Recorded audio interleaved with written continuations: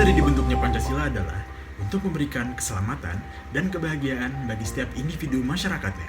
Sudiman Karto Hadi Projo. Assalamualaikum warahmatullahi wabarakatuh. Shalom, Om Swastiastu, Namo Buddhaya, dan salam kebajikan.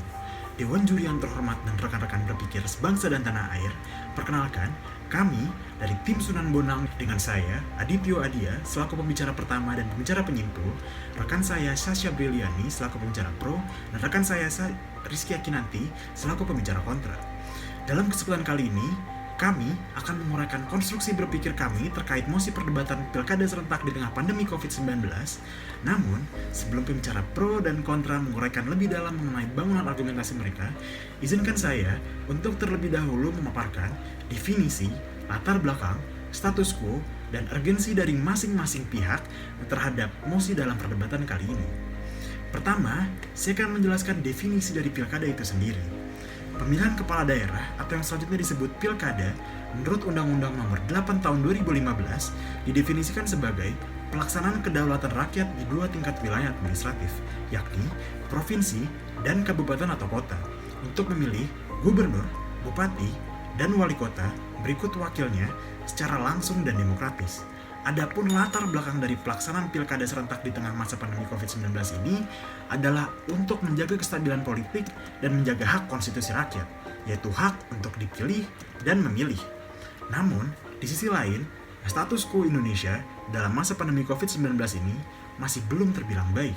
Hal ini dibuktikan dengan bertambahnya 3.778 kasus COVID-19 yang menyebabkan kenaikan angka yang signifikan dari 307.000 kasus menjadi 429.574 kasus per 6 Oktober 2020. Dewan Juri yang terhormat, sulitnya pemutusan rantai penyebaran virus corona yang bersamaan dengan segera berakhirnya masa jabatan para kepala daerah di sekitar 270 wilayah membuat mosi pada perdebatan hari ini menjadi menarik untuk diperdebatkan. Dengan timbulnya pro dan kontra atas pertanyaan utama, yaitu perlukah dan amankah pilkada serentak dilakukan meski Indonesia tengah berada pada masa pandemi COVID-19 ini, di mana pihak pro dengan mantap mendukung kebijakan pemerintah untuk tetap melaksanakan pilkada serentak di masa pandemi COVID-19 dengan kekhawatirannya akan terhambat roda pemerintahan daerah dan terlukanya hak politik rakyat apabila pelaksanaan pilkada serentak ditangguhkan. Sedangkan pihak kontra dengan pandangannya menyatakan bahwa pemerintah seharusnya tidak melaksanakan pilkada di serentak 2020 di masa pandemi COVID-19 ini karena dikhawatirkan dapat membawa banyak kasus COVID-19 baru yang dimana akan mempertaruhkan nyawa rakyat.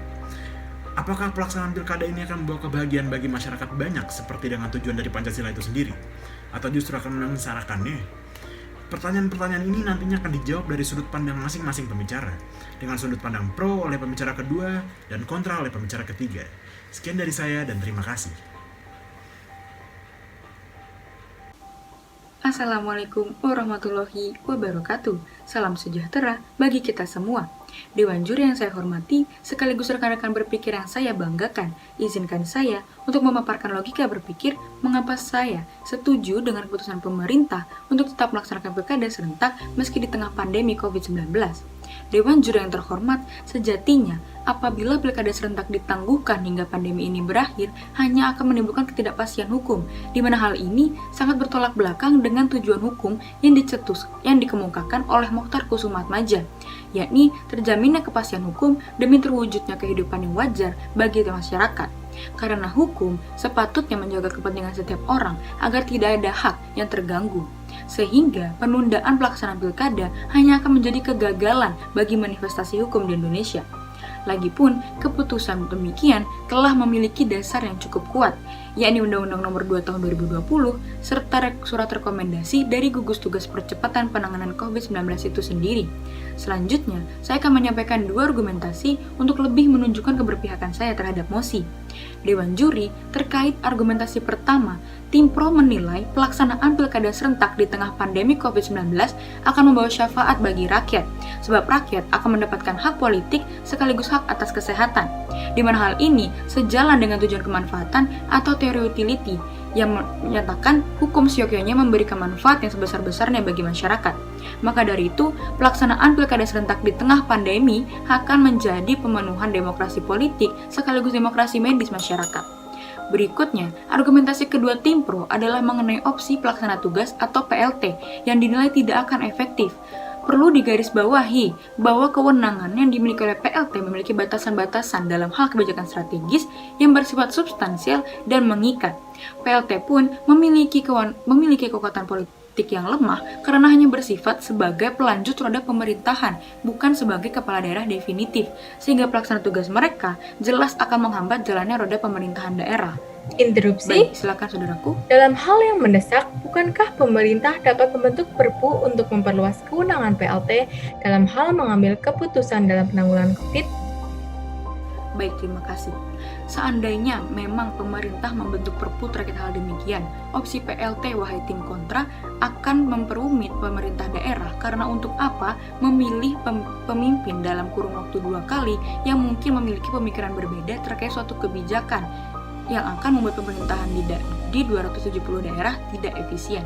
Lagi pula, opsi PLT sangat mencederai semangat otonomi daerah dan konsep good governance, di mana salah satu unsurnya ialah turut sertanya rakyat dalam pengambilan keputusan politik, karena PLT dipilih berdasarkan pertimbangan DPR dan ditunjuk oleh Menteri Dalam Negeri, sehingga bertanggung jawab kepada pemberi mandatnya, bukan sepenuhnya kepada rakyat daerah. Oleh karena itu, opsi PLT hanya akan memperlambat pengembangan pemerintahan daerah. Dengan ini, mekanisme yang diajukan tim pro ialah pertama, untuk para pemilih yang bersedia datang ke TPS. KPU telah mengeluarkan 15 peraturan yang mengatur pelaksanaan pilkada serentak dengan 12 tatanan baru yang mengedepankan protokol kesehatan sesuai ketentuan dalam pasal 5 ayat 2 Peraturan KPU nomor 6 tahun 2020. Pun, KPU akan mengatur waktu kedatangan para pemilih dan penyelenggara secara berkala demi mencegah kerumunan. Dewan Juri, Indeks Perilaku Ketaatan Masyarakat terhadap penerapan protokol kesehatan yang dirilis Badan Pusat Statistik menunjukkan indeks sebesar 7,3 poin untuk masyarakat yang berusia di bawah 20 tahun, sedangkan 8 poin untuk masyarakat yang berusia di atas 30 tahun. Sementara itu, dilansir dari data KPU, di antara ratusan juta pemilih pada pemilu serentak 2019, didapatkan bahwa pemilih mayoritas berusia di atas 30 tahun dengan angka mencapai di atas 20 bahkan 40 juta orang. Sedangkan usia 20 tahun hanya kisaran 17 juta orang. Hal ini mengindikasikan bahwa masyarakat yang datang ke TPS nantinya adalah masyarakat yang akan lebih menaati protokol kesehatan saat berada di TPS dan tidak akan membuat Pilkada Serentak 2020 menjadi klaster penyebaran COVID-19. Lalu kedua, untuk pemilih yang takut datang ke TPS, tim pro mengajukan mekanisme yang pernah digunakan dalam pemilihan legislatif di Indonesia, yakni mail-in ballot atau pemungutan suara melalui surat, di mana pemilih akan menerima surat suara yang dikirimkan melalui alamat mereka sebelum hari pemungutan suara dan dikirimkan kembali oleh pemilih atau di tempat disimpan di TPS pada hari pemungutan suara. Mekanisme ini bahkan diusulkan oleh Ibu Huria, seorang wakil direktur eksekutif Pusat Kajian Politik FISIP UI. Dewan Juri, mekanisme ini juga telah digunakan di Amerika Serikat dan terbukti berhasil karena menorehkan sejarah jumlah pemilih tertinggi dalam lebih dari 1 abad. Dengan demikian Dewan Juri, pilkada serentak yang sehat di tengah pandemi bukan lagi sebuah imaji. Sekian dan terima kasih.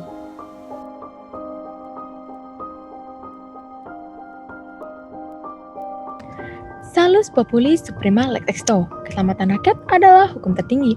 Marcus Cicero. Assalamualaikum, Shalom, Om Swastiastu, Namo Buddhaya, Salam Kebajikan. Yang terhormat Dewan Juri dan rekan-rekan berpikir sekalian, saya sebagai pembicara ketiga dari pihak kontra akan menjelaskan argumen mengapa penyelenggaraan pilkada serentak di tengah pandemi COVID-19 harus ditunda. Terdapat 2 argumen mengapa saya menentang kehendak pemerintah.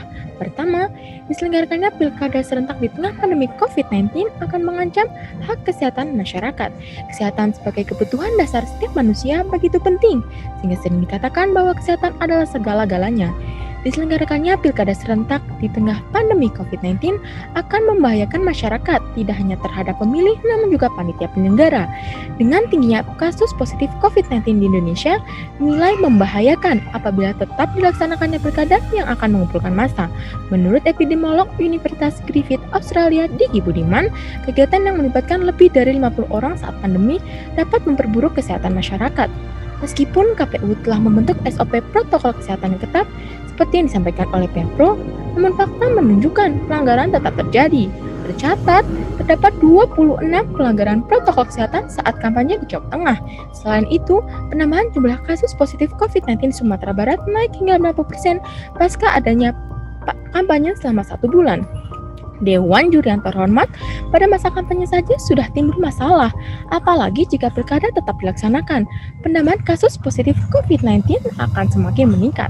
Padahal sejatinya perlindungan hak atas kesehatan masyarakat merupakan tanggung jawab negara, seperti yang diamanatkan dalam Deklarasi Universal Hak Asasi Manusia dan perubahan kedua UUD 1945 dalam pasal 28H, yang mana kesehatan merupakan suatu hak hukum warga negara. Oleh sebab itu, dimuatnya ketentuan jaminan hak kesehatan di dalam UUD 1945 menunjukkan komitmen negara kepada rakyatnya. Ini berarti apabila terancamnya hak kesehatan masyarakat, sama saja negara telah lalai akan kewajibannya. Hal ini tentu bertentangan dengan adagi hukum yang saya sebutkan sebelumnya, yaitu keselamatan rakyat adalah hukum tertinggi. Oleh karenanya, penundaan penyelenggaraan pilkada di tengah pandemi COVID-19 adalah pilihan yang tepat untuk mencegah terancamnya hak kesehatan masyarakat. Yang kedua, saya akan menjelaskan mengapa tetap diselenggarakannya pilkada serentak di tengah pandemi COVID-19 akan menyebabkan tidak sempurnanya kualitas pemilu. Parameter dalam menilai kualitas pemilu dapat merujuk pada 7 berdasarkan substantif. Salah satunya adalah partisipasi. Dalam kondisi pandemi seperti sekarang, partisipasi masyarakat dalam pilkada diprediksi akan menurun. Ancaman akan terinfeksinya seseorang yang datang ke TPS menjadi momok bagi masyarakat. Tidak digunakannya hak pilih sudah sering terjadi sejak pemilu dalam keadaan normal, apalagi dalam keadaan pandemi seperti sekarang. Tingkat partisipasi pasti akan sangat menurun. Senada dengan itu, pengamat politik UIN Syarif Hidayatullah Jakarta Adi Prayitno yakin tingkat partisipasi pemilih di pilkada serentak 2020 bakal terjun bebas.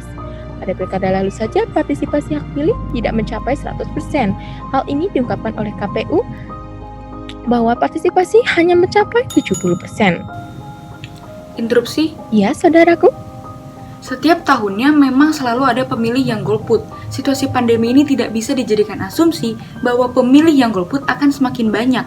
Mekanisme yang diajukan tim pro jelas sudah menjawab keresahan tim kontra. Dewan Juri yang terhormat, dalam keadaan normal saja, partisipasi hak pilih masyarakat tidak maksimal.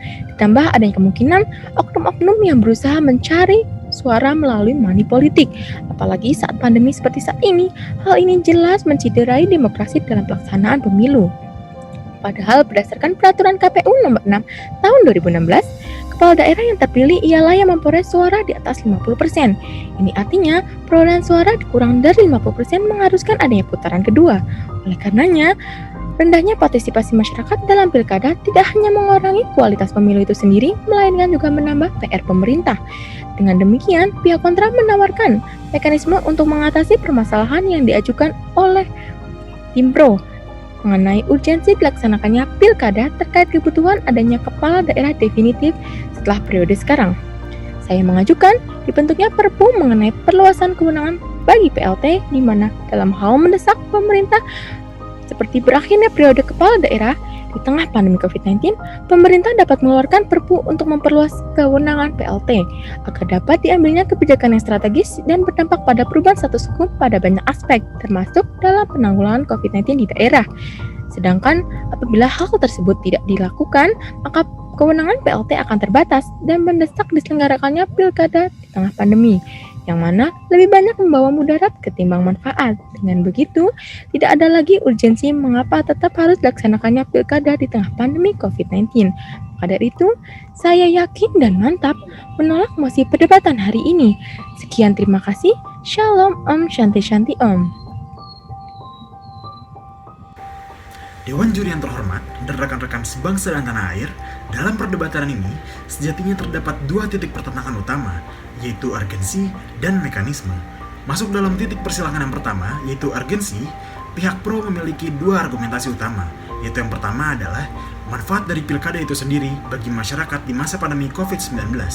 Yang kedua adalah kekhawatiran terhadap ketidakefektifannya pejabat pelaksana tugas atau PLT nantinya. Sedangkan urgensi dari pihak kontra, yaitu mengenai pelaksanaan pilkada di masa pandemi ini, dikhawatirkan nantinya akan mengancam hak kesehatan masyarakat dan mengakibatkan ketidaksempurnaan kualitas pemilu. Kemudian memasuki titik persilangan kedua, yaitu mekanisme. Pihak pro memiliki mekanisme yaitu dengan tetap melaksanakan prosedur pemilih datang ke TPS. Pihak pro memiliki argumentasi bahwa pemerintah telah mengeluarkan peraturan mengenai protokol kesehatan terkait pelaksanaan pilkada, sehingga pada pelaksanaannya nanti akan meminimalisir penyebaran COVID-19. Pihak pro juga menawarkan mekanisme untuk pelaksanaan pilkada melalui mail-in ballot atau pemungutan suara melalui surat, di mana pemilih nantinya akan menerima suara yang dikirim ke alamat mereka sebelum hari pemungutan suara dan dikirimkan kembali oleh pemilih atau disimpan di TPS pada hari pemungutan suara. Sedangkan pihak kontra menawarkan mekanisme untuk pemerintah tidak melaksanakan pilkada serentak di masa pandemi COVID-19 ini, dan pemerintah dianjurkan untuk segera membuat perpu mengenai perluasan wewenang PLT, sehingga PLT dapat leluasa dalam menjalankan tugasnya menangani masyarakat dengan dibentuknya perpu tersebut. Dewan juri yang terhormat dan rekan-rekan sebangsa dan tanah air, di mana ada pihak pro, di situ pasti ada kontra. George William Frederick Hegel. Namun, terlepas dari perdebatan pembicara pro dan kontra, kedua sisi tersebut sejatinya menginginkan hal yang terbaik bagi masyarakat Indonesia. Sekian kesimpulan dari perdebatan ini yang bisa saya sampaikan. Terima kasih. Wassalamualaikum warahmatullahi wabarakatuh. Shalom, Om Santi Santi Om.